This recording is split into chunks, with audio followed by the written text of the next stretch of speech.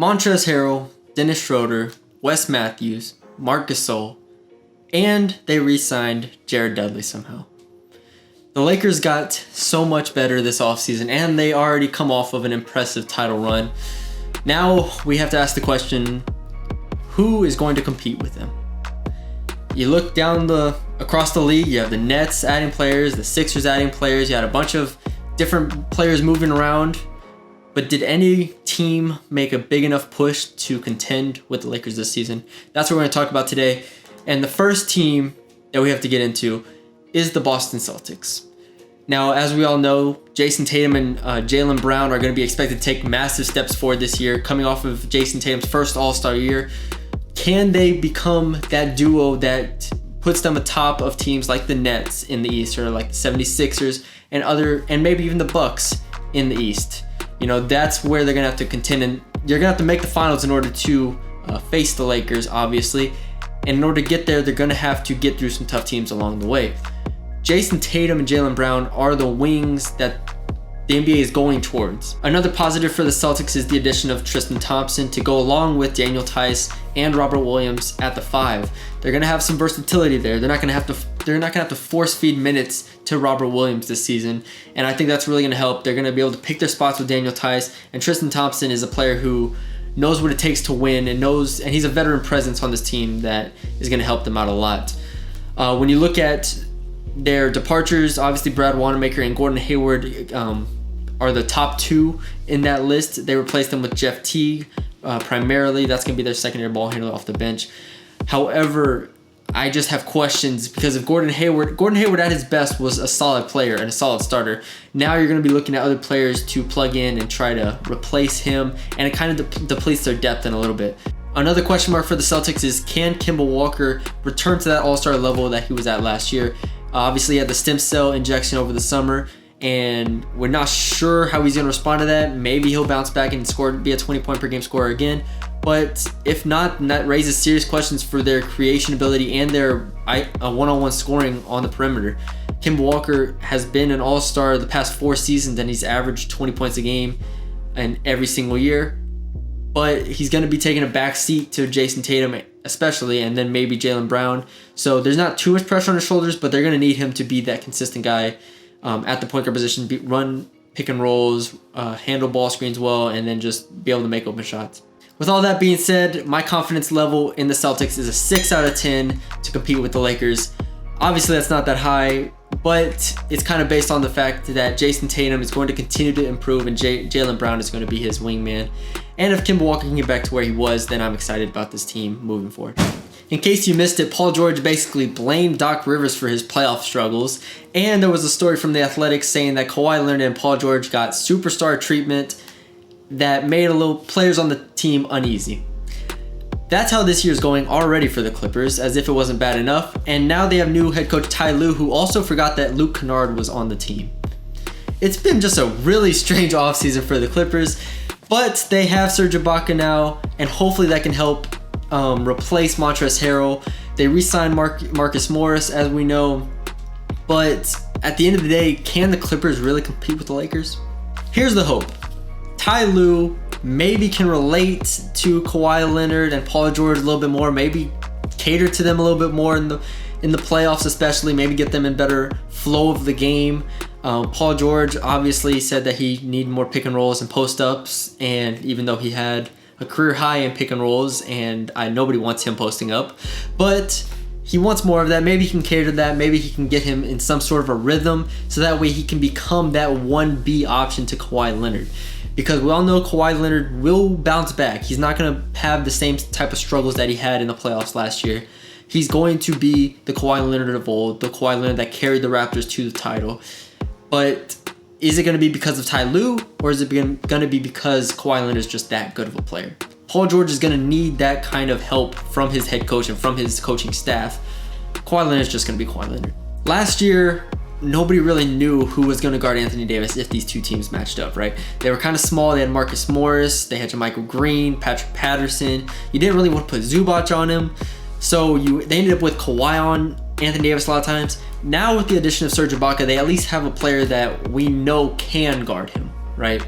Serge Ibaka, if he reaches that potential, is going to be a good 3-and-D player for them. He's going to be able to block shots, contest shots, play in the 4 position, maybe even slide down to the 5 when Zubac is on the bench. He's going to give them a little bit more versatility. Marcus Morris is obviously back, and that's going to help them as well with some continuity stuff. Defensively, they should be fine, right? But it's contending with the Lakers. That's what this video is about. And Serge Ibaka is going to help them do that in ways that I think JaMychal Green couldn't have helped them last year. And Montrezl Harrell, while he was a great offensive player, obviously had his deficiencies as a defensive player. So look for Serge Ibaka to be a huge difference maker if he reaches that, Toronto Raptors type form. Sure, they added Luke Kennard, they lost JaMychal Green, lost Montrezl Harrell and Rodney McGruder, but at the end of the day, we know what this comes down to for them. It comes down to leadership, accountability, and culture. Kawhi Leonard and Paul George have not proven that they can set an identity for a team, a culture for a team. When Paul George was in Indiana and had that success, they had veterans around him and David West and Danny Granger and guys like that. And then Kawhi Leonard, we've seen him with the Spurs and the Raptors, have set cultures. And now both those guys are having to come in to the Clippers organization and set that identity. And after year 1, it doesn't look very good, right? And so that's going to be the question for them. Can they lead this team? Because the talent is there. Last year, they had the most talent in the NBA.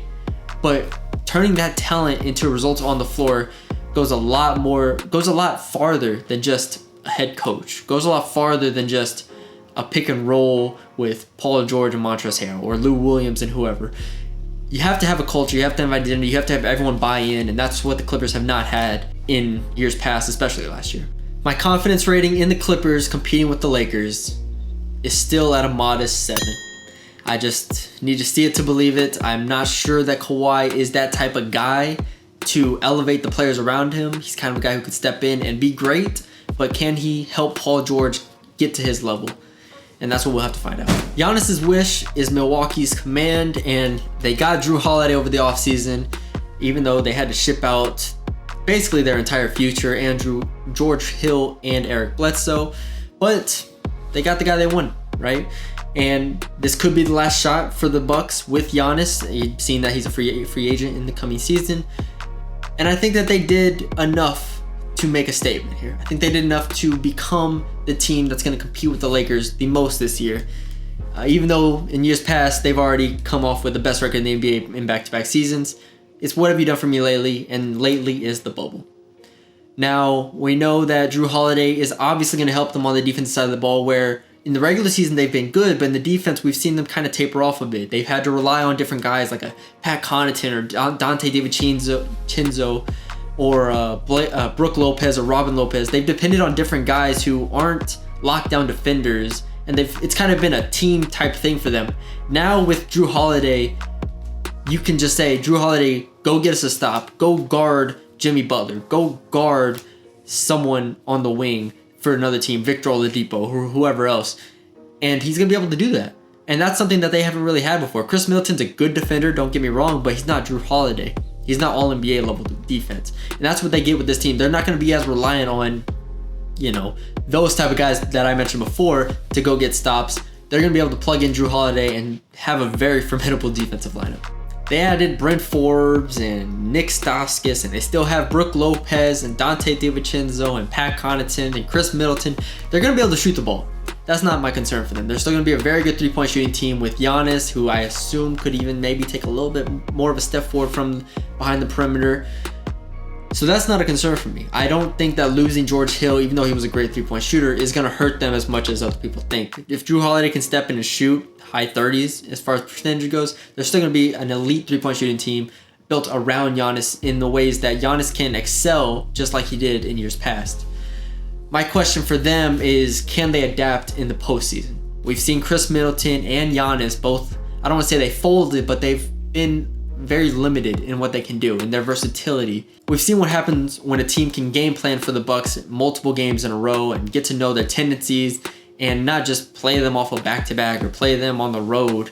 Like, they're going to be a lot more versatile, I think, because of the Drew Holiday addition, and I think because Giannis is really going to improve in his decision-making. And that's the one thing that he struggled with more than anything else. It's knowing when to kick it out, when to take it, when to be aggressive, when to be passive, when to take a three, when to drive. All of those things have resulted in him getting offensive fouls and foul trouble, and that's where he's had to evolve. Meanwhile, Chris Middleton, I think he just needs to be better. I think he just needs to make more shots. I think it's pretty simple for him. The shots that he's getting are bad shots. He takes mid-range jumpers, he takes three-pointers. He can handle the ball well. He just needs to make shots in the postseason, and a lot of that is just taking responsibility on himself to improve as a player. My confidence rating in the Bucks competing with the Lakers is a 9. I know, that's high. It's very high for a team that didn't even make the conference finals last year.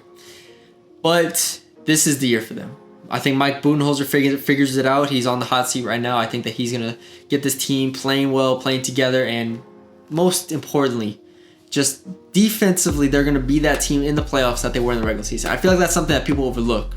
It's, can Giannis score the ball efficiently in the playoffs? Can Chris Middleton be effective in the playoffs scoring the ball? But their defense was not good against the Heat at all. And now we enter the season saying, I think that defensively they're going to be at that elite level. They're going to be the best defense team in the NBA again in the regular season, and I think that they're going to be on that like Miami Heat level defense this season. If you enjoyed the video, feel free to drop a like, subscribe, and leave a comment. Who do you think is the biggest contender to knock off the Lakers this season?